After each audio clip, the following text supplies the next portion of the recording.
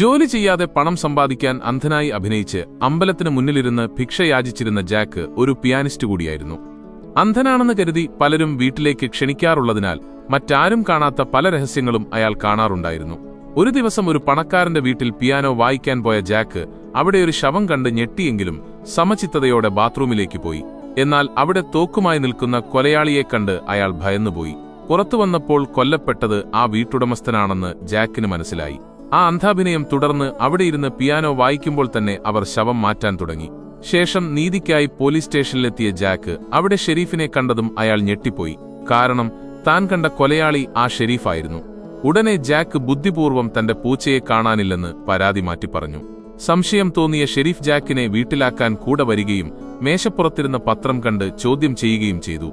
പൂച്ചയുടെ വിസർജ്യം വൃത്തിയാക്കാനാണെന്ന് പറഞ്ഞ് ജാക്ക് ഒഴിഞ്ഞുമാറിയെങ്കിലും ഷെരീഫ് പെട്ടെന്ന് അയാളുടെ നേരെ കത്തിയെറിഞ്ഞു പരീക്ഷിച്ചു. ഭയമുണ്ടായിരുന്നിട്ടും അനങ്ങാതെ അന്ധനായി തന്നെ അഭിനയിച്ചതിനാൽ ഷെരീഫിന്റെ സംശയം മാറി അയാൾ അവിടെ നിന്ന് മടങ്ങി.